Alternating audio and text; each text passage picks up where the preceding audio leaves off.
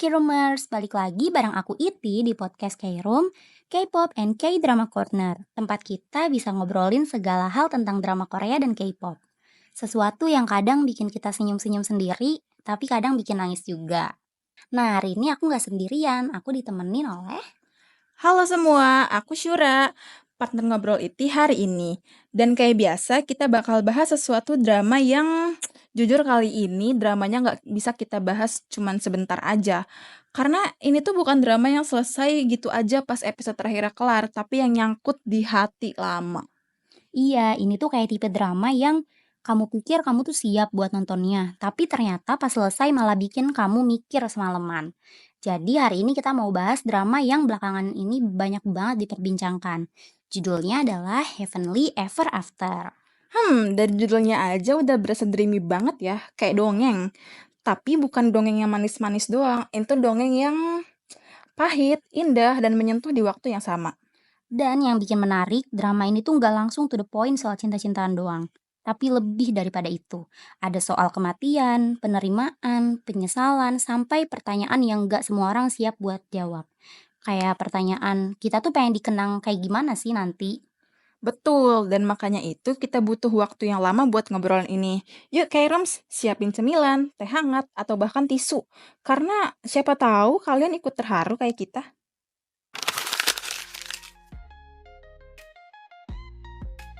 Oke, kita mulai dari premisnya dulu kali ya.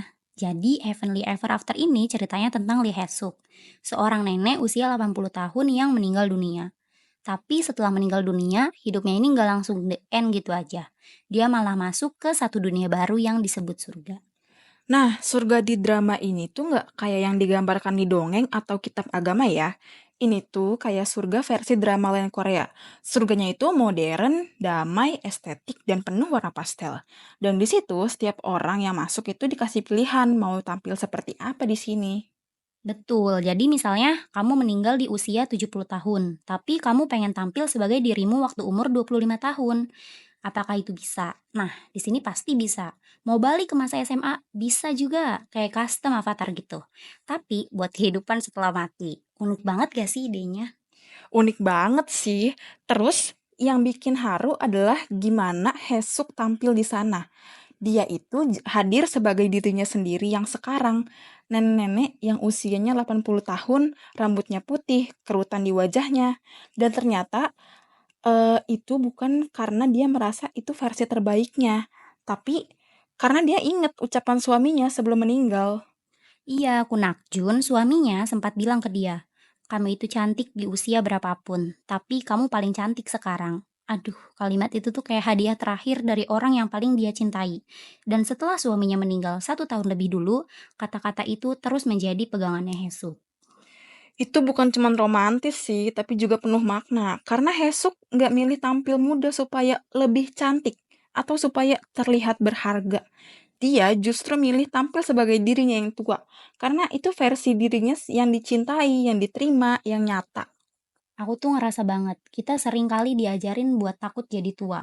Padahal di usia itu justru banyak banget cerita, banyak luka yang udah sembuh, banyak kenangan yang dibawa, dan buat Hesuk, justru di titik itu dia merasa utuh. Dan yang bikin sedih tapi juga manis waktu dia akhirnya ketemu suaminya di surga. Suaminya malah muncul sebagai versi dirinya yang muda, umur 30-an. Jadi ya agak kaget sih visualnya kayak anak muda ketemu nenek-nenek. Tapi isi hatinya tetap suami istri yang saling cinta. Nah, dari situ mulai deh perjalanan emosi mereka. Apakah cinta yang udah melewati kematian masih tetap sama kalau bentuknya udah berubah? Duh, ini baru awal aja udah bikin mikir dalam gak sih? Tapi Ti, aku jadi penasaran deh kalau kamu di posisinya anak Jun nih ya, yang meninggalnya tuh pas tua, tapi pas di surga kamu tuh milih penampilan yang masih muda, masih segar gitu. Tapi kamu malah ketemu suami kamu tuh yang versi udah tua, udah keriput, udah nggak bisa apa-apa gitu. Itu kamu bakal jadi kayak Nakjun ke Hesuk nggak kira-kira? Kalau dari sekarang jawabnya mungkin pasti dong, aku pasti bakal kayak Nakjun. Tapi nggak tahu ya kalau misalnya kita dihadapkan di kondisi yang sama gitu kayak Nakjun. Nakjun juga mungkin awalnya kayak susah nerima, tapi dia pas ujung-ujungnya dia tuh bisa nerima Heesuk karena dia tuh sadar kalau dia tuh cinta sama, orangnya bukan fisiknya. Jadi, dari drama ini aku tuh langsung kayak belajar gitu loh, kalau kita tuh jangan cintain orang berdasarkan fisiknya aja, karena fisik tuh bakal menua, tapi kalau kita ngelihat orang dari hatinya, berdasarkan orangnya aja gitu, nggak lihat fisiknya, cinta itu akan bertahan lama. Wah, setuju sih. Karena kalau emang bener cinta kan apapun keadaan kita bakal nerima orang itu kan. Betul banget. Jadi di sini tuh, karakter Nakjun beneran bisa jadi panutan juga ya bisa buat cewek maupun buat cowok juga bisa gitu. Oh iya Ti, selain pemeran utamanya nih ya, ada juga nggak sih yang menarik tuh dari peran-peran pendukungnya gitu? Soalnya drama ini kan sempet trending ya karena karakter hewan tapi diperanin sama manusia. Bener banget. Jadi di drama Heavenly Ever After ini ada salah satu peran yang dia tuh jadi kucing, cuma yang pemerannya itu adalah manusia. Jadi yang meranin si kucing ini adalah Choi Hae-jin. Di sini dia namanya Sonya, jadi kucing gitu. Kucingnya yang warna hitam putih gitu loh, pasti pada tahu lah ya. Nah dia ini, bener-bener aktingnya tuh sebagai kucingnya tuh beneran dapet banget. Nggak cuma dari muka, tapi dari perilakunya tuh beneran ngegambarin kucing banget. Bahkan sempet jadi omongan di Twitter kalau Sonya ini lebih kucing daripada kucing aslinya.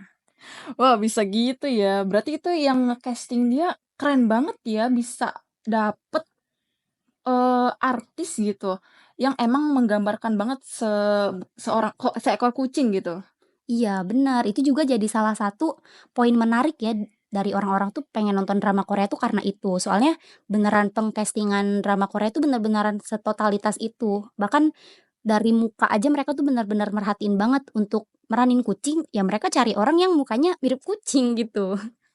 Nah, di drama Heavenly Ever After ini kan juga ada cuplikan yang viral ya tentang hewan peliharaan itu, di mana si hewan peliharaan ini, nungguin para majikannya ini, di surga biar bisa ketemu lagi. Kamu bisa nggak ceritain sedikit tentang scene ini buat para K-rumers, biar K-rumers juga nih, makin tertarik nih buat nonton drama Heavenly Ever After ini? Bisa banget, karena ini tuh beneran scene yang paling memorable ya buat aku dan mungkin, teman-teman K-rumers yang udah nonton Heavenly Ever After. Jadi, kalau di Heavenly Ever After semua, hewan peliharaan itu kalau udah mati bakal masuk ke surga. Dan misalkan si hewan-hewan itu meninggal lebih dulu dari majikannya, dia itu bakal nungguin si majikannya sampai si majikannya ini masuk surga, misalkan pak majikannya masuk surga. Nah entar si, hewan-hewan peliharaan ini nggak cuma nungguin kalau misalnya ternyata si majikannya ini masuk surga, dia itu bakal langsung ngenalin dan, bakal nemenin si majikannya itu. Berarti Sonya juga nungguin Hesuk ya di surga. Itu gimana sih, ceritain dikit juga dong, pas Hesuk masuk surga, Sonya tuh bakal langsung ngenalin juga nggak sih? Sonya itu kan, kucing yang kata dia tuh pintar ya. Jadi Sonya ini pas Hesuk baru masuk ke surga, Sonya itu langsung ngenalin dan ngedeketin Hesuk. Cuma Hesuk itu ngelihat Sonya kayak, "Apaan sih? Kamu tuh siapa yang ngikut-ngikut aku terus?" Itu kenapa tuh kayak gitu dia? Bisa nggak kenalin Sonya gitu? Karena kan Sonya tampil sebagai manusia dan, Hesuk tuh nggak tahu kalau hewan tuh bakal, jadi manusia gitu kalau di surga. Jadi, pas Sonya berubah wujud, Hesuk tuh nggak kenalin, tapi pas, apa sih, waktu masuk ke surga, Sonya tuh langsung ngenalin Hesuk. Padahal Hesuk tuh kayak kan, berubah ya seiring tahunnya, tapi Sonya tuh tetep ngenalin Hesuk. Wah iya, apalagi kan tampilan Hesuk itu kan kayaknya udah beda banget ya dari, terakhir si Sonya ketemu itu. Iya, jadi, emang kepekaan hewan tuh kita juga pasti udah pada tahu ya, kalau hewan tuh lebih peka dari manusia. Apalagi kan selama di dunia, si Sonya juga kan dirawat sama Hesuk, dikasih makan, disayang-sayang lah ya. Jadi ya mungkin dia di surga juga pengen bales budi mungkin ya, istilahnya. Iya betul. Jadi, semua hewan peliharaan ini nggak cuma Sonya, mereka ini nanti pas di surga bakalan, bales, semua kebaikan si majikannya gitu ya, si pemiliknya dengan, ngenalin mereka duluan, terus, nge-reach out mereka duluan, terus entar misalnya kan nggak semua orang meninggal dalam keadaan tua, misalnya ada orang yang belum sempat menikah, terus dia meninggal dan masuk surga, berarti kan dia akan tinggal sendirian. Nah, dia bakal ditemenin sama si peliharaannya ini kalau misalnya dia punya peliharaan gitu. Beneran menyentuh banget gak sih soal, scene hewan peliharaan ini? Banget sih, jadi kita makin Makin sayang sama iya, hewan hewan peliharaan peliharaan kita. gitu ya. Mungkin, eee, buat K-Roomers yang punya hewan peliharaan mungkin bisa dicoba ya untuk menonton drama Ever After ini dan dijamin pasti bakal makin sayang deh sama hewan peliharaannya. Bener banget. Sekarang kita masuk ke bagian yang bikin drama ini makin kuat, apalagi kalau bukan para pemainnya. Gak usah diragukan lagi sih ya, kalau ada Kim Heja, udah pastilah dramanya kualitasnya top. Bener banget, Kim Hye Jae tuh udah kayak nenek nasional Korea. Akting beliau tuh ya ampun, cuman ngelirik aja udah bikin hati meleleh. Dan dia ini bisa banget ngasih emosi tanpa harus teriak-teriak. Wajahnya tuh tenang, tapi tatapannya dalam. Kadang cuma diem aja kita tuh tahu dia tuh lagi nahan nangis. Setuju sih. Oh iya, tau nggak Siti? Aku tuh juga suka loh sama Son Soo-ku di drama ini. Biasanya tuh ya, dia tuh dapat peran yang cool dan misterius. Tapi di sini, dia tuh jadi versi muda dari Nakjun yang hangat, penyayang, dan kayak pasangan idaman gitu loh. Tapi bukan yang cheesy ya. Iya, aku awalnya agak skeptis. Cocok nggak ya dia jadi pasangan Kim Heja secara emosional? Tapi ternyata chemistry-nya dapet banget karena ternyata dua aktor ini sama-sama kalem dan ngebangun relasi dari emosi kecil yang tulus. Dan jangan lupa ada Han Jimin sebagai Somi. Ini karakter yang misterius banget, tapi nggak annoying. Justru kehadirannya bikin cerita ini makin dalam. Aku juga suka gimana karakter Somi ini tuh nggak langsung dibuka semuanya, tapi kayak per tiap episode itu kita dikasih petunjuk dikit-dikit. Jadi sambil nonton kita juga ikut nebak-nebak. Dan itu tuh bikin kita makin invested karena semua tokoh di sini tuh punya luka, punya alasan, dan drama ini bikin kita nggak bisa ngejudge siapapun. Selain pemeran-pemeran yang keren-keren banget, hal pertama yang bikin aku betah nonton drama ini tuh karena visualnya. Asli cantik banget. Setuju, cantik banget. Dari awal aja kita udah disuguhin tuh sama pemandangan yang bikin adem. Surga versi drama ini tuh kayak taman yang luas dan terus-terusan sore hari. Langit pastel, pohon-pohon bergoyang, dan pencahayaan lembut yang bikin hati tenang. Iya, dan ternyata banyak scene-nya itu diambil di Noel Park, Seoul. Jadi itu tuh lokasi nyata, bukan CGI. Makanya pas nonton drama ini tuh langsung berasa, wah ini bukan studio nih. Rasanya tuh kayak kita juga ikutan jalan di situ bareng Hesuk dan Nakjun. Aku tuh ya sampai ngerasa pengen deh ke taman itu juga. Bawa buku, duduk sambil merenung. Visual tuh bener-bener bikin healing, bukan cuma heboh atau norak. Tapi juga ya natural, organik, dan penuh makna. Dan sinematografinya itu pelan, kayak ngajak kita ikut nafas panjang dulu sebelum masuk ke emosi. Ada adegan yang cuma Sud Hesuk duduk sendirian, tapi ngena banget karena atmosfernya dibangun dengan kuat. Nah, yang bikin makin halus tuh wardrobe-nya juga loh. Semua karakter di surga tuh pakai baju yang hampir seragam, warna-warna earth tone, kalem banget. Tapi meski seragam, tetap ada sentuhan yang nunjukin kepribadian mereka. Jadi kayak ada ciri khas dari mereka sendiri gitu loh. Betul, dan aku juga suka banget sama cara drama ini tuh menyampaikan pesan bahwa di akhirat semua orang setara, tapi tetap jadi diri mereka sendiri. Elegan banget sih konsepnya. Ngomong-ngomong, Ti, kamu tuh nonton drama ini di mana sih? Jelas di OTT kesayangan kita Netflix, tinggal klik langsung ketemu surga versi drama lain. Iya loh, dan subtitlenya juga oke, gambarnya HD. Jadi semua detail cantik yang tadi kita omongin tuh bisa kelihatan. Buat K-Roomers yang belum nonton, ayo deh tambahin ke watchlist. Tapi nontonnya harus pelan-pelan ya, ini bukan tipe drama yang membuat binge watching buru-buru. Benar, nikmatin kayak baca novel aja, satu bab sehari, terus merenung. Cocok banget buat kamu yang lagi butuh pelukan secara emosional. 산다는 걸 두려움 속에 버려지고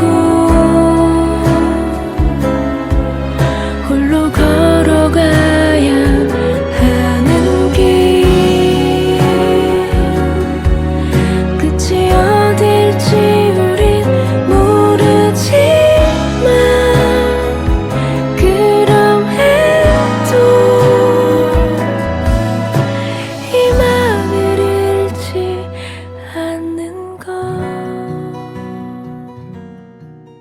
Nah ini, bagian musiknya juga nggak kalah penting. OST-nya tuh bukan cuma pemanis, tapi bagian dari narasi. Aku tuh ya suka banget loh sama lagu For Your Happiness. Liriknya tuh sederhana tapi dalam dan dia muncul di saat-saat yang pas. Jadi kayak lagu itu tuh nyatu sama perasaan para karakter. Kadang malah lebih nyentuh nggak sih dari dialog, karena suasananya tuh tenang. Terus muncul lagu ini, aduh, auto nangis gak sih? Setuju sih. Musik latarnya juga tenang, nggak yang nyerbu kuping gitu. Tapi diam-diam bikin dada sesek. Ini yang bikin pengalaman nonton Heavenly Ever After tuh beda banget. Kalau dilihat dari pemeran, jalan cerita, OST, sama sinematografinya ini, ada nggak sih kira-kira drama sejenis gini yang bakal kamu rekomendasiin banget nih buat para K-rumers? Sebenarnya banyak sih ya, karena emang tipe drama begini yang paling sering aku tonton. Cuma mungkin kalau disuruh rekomendasiin satu, mungkin Missing the Other Side. Kenapa nih Missing the Other Side dipilih jadi salah satu rekomendasi yang kamu pilih? Karena, dari apa sih, berbagai jenis kesamaan yang tadi tuh dia tuh emang mirip sama Heavenly Ever After. Bahkan sedihnya aja tuh kayak takarannya tuh sama gitu loh kayak Heavenly Ever After. Cuma yang ngebedain ini sama Heavenly Ever After itu kalau Missing the Other Side dia itu ceritanya tentang, desa yang, jadi tempat arwah-arwah yang mayatnya belum diketemuin. Jadi misalnya ada orang yang dibunuh terus mayatnya sembunyiin, nah itu arwahnya bakal kejebak di desa ini. Tapi walaupun ini sifatnya kayak desa tempat arwah-arwah tersesat, tapi desanya tuh beneran indah banget, kayak warnanya tuh pastel sama kayak Heavenly Ever After, terus kayak pokoknya sinematografi tiap scene ini tuh sebagus itu, jadi kayak adem gitu mata nontonnya walaupun emang sedih sih. Wah, dilihat-lihat ya, didengar-dengar nih emang mirip sama Heavenly Ever After ya. Tapi ada nggak sih scene di Missing the Other Side yang kamu tuh berkesan banget gitu? Ada salah satu scene yang bahkan bukan cuma di aku ya, tapi di K-drama fans yang sering aku lihat itu, ada satu scene yang terkenal banget yaitu scene-nya Ha-jun sama So Eun-soo. Jadi di sini Ha-jun itu sama So Eun-soo itu tunangan, cuma So Eun-soo ini, dibunuh dan mayatnya itu disembunyikan. Nah, karena mayatnya disembunyikan, jadi So Eun-soo ini arwahnya, kejebak dong di desa yang tadi aku ceritain. Nah, So Eun-soo itu hidup di situ, kayak emang di situ tuh kehidupannya berjalan biasa gitu. Cuma kan kayak Ha-jun tuh beneran nyari-nyari So Eun-soo nih di mana, kayak terakhir ketemu itu pamitnya baik-baik aja, Ha-jun tuh nggak tahu kalau So Eun-soo tuh dibunuh karena emang mayatnya disembunyiin juga kan. Bahkan kayak ampe ditunjukin berkali-kali Ha-jun tuh selalu berjuang nyari, So Eun-soo nih ada di mana gitu loh, karena beneran Ha-jun pun nggak tahu kalau So Eun-soo tuh udah meninggal. Tapi Ha-jun ini sempat minta tolong ke si pemeran utamanya, Kim Wook kalau nggak salah ya namanya. Dia ini kayak minta tolong kalau misalnya emang benar Kim Wook itu bisa lihat hantu, minta tolong kalau misalnya ada So Eun-soo gitu loh, kayak, suruh kasih tahu So Eun-soo nih kenapa gitu loh, dia ada di mana. Soalnya kalau si arwahnya itu bisa ngasih tahu dia tuh kejebaknya di mana gitu loh. Jadi dia tuh bener-bener, walaupun dia orang yang nggak percaya hantu, tapi dia mulai percaya sama Kim Wook dan minta tolong bantuan ke Kim Wook untuk, bisa secepatnya, dia dan semua pemeran di situ nemuin mayatnya si tunangannya itu, So Eun-soo tadi. Wah, beneran mirip kisah Nakjun sama Haesuk ya yang, cinta mereka tuh tak lekang oleh waktu gitu ya. Bener, jadi kayak walaupun padahal ya Ha-jun itu kan di situ, karakternya tuh dia tuh detektif, kayak detektif, cakep.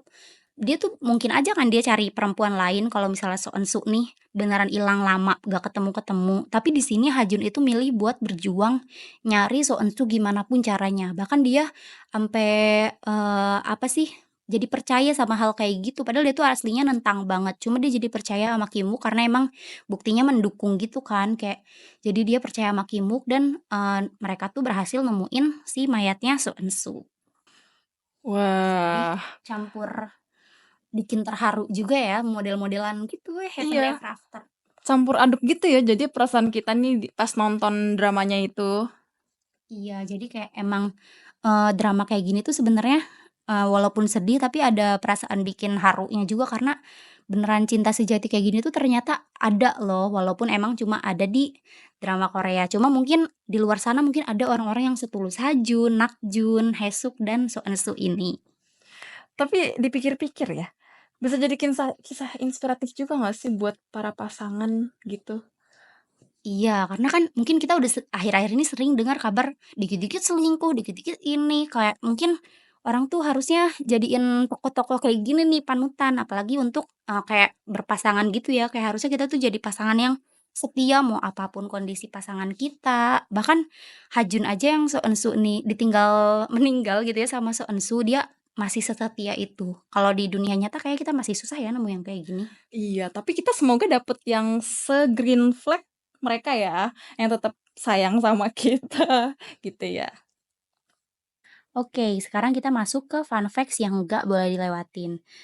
K-Rooms tahu nggak sih kalau drama ini tuh disutradarai oleh Kim So Hyun.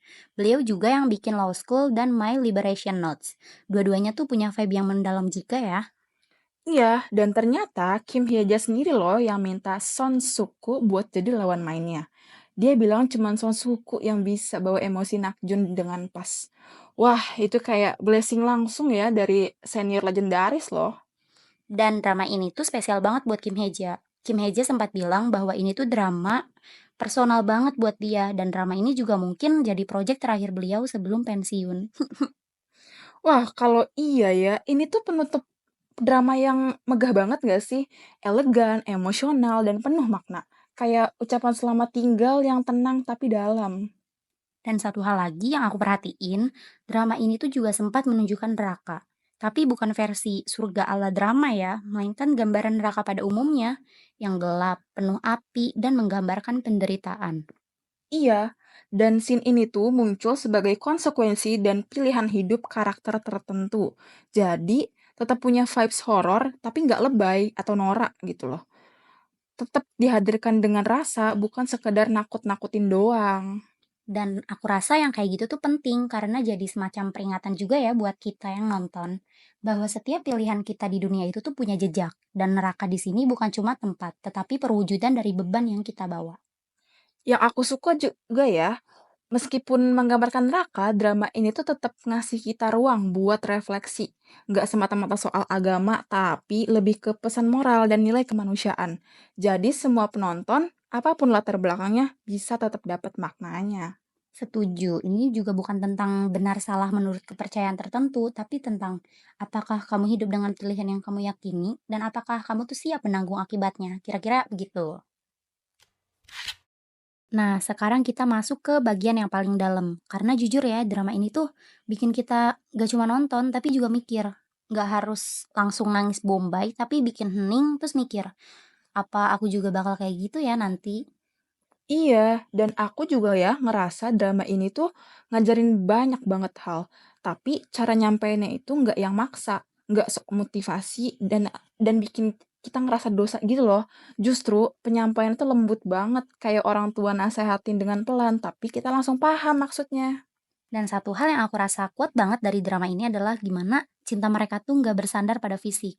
Bahkan ketika Hesuk tampil sebagai nenek-nenek dan suaminya tampil muda, cinta di antara mereka itu tetap terasa sama kayak waktu hidup dulu.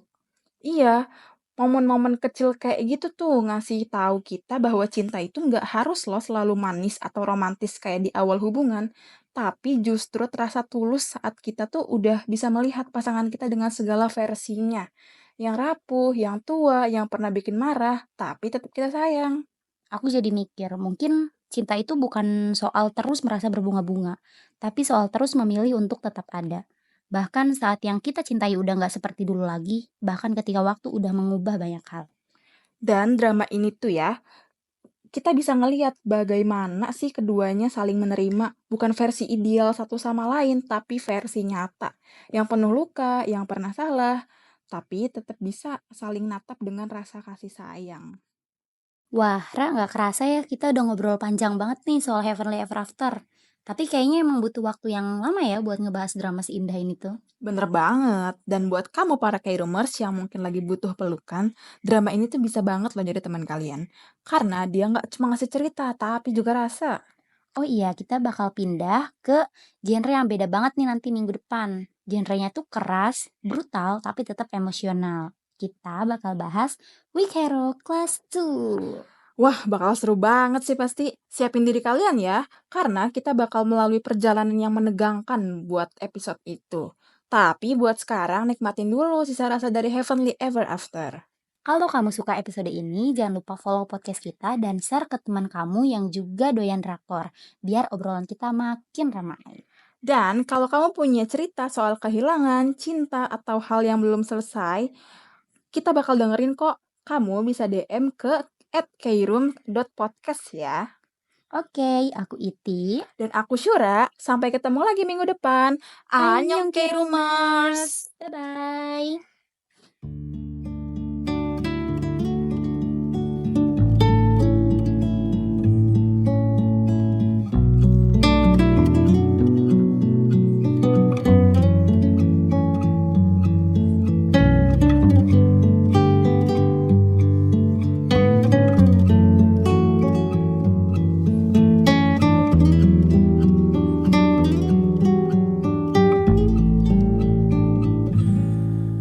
흐릿한 기억 속에 남아있는 곳 따뜻한 찰나의 우리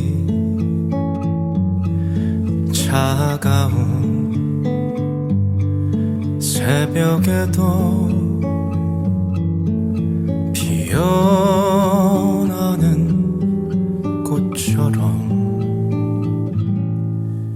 영원이란 계절 속에서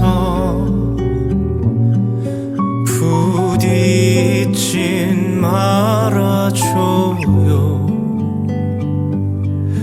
잊혀질 기억 속 우리가 나눴던 약속 아름다웠던 모든 날 눈이 부시던 모든 날 선명히 보이는 The rise, the fall, lost and found.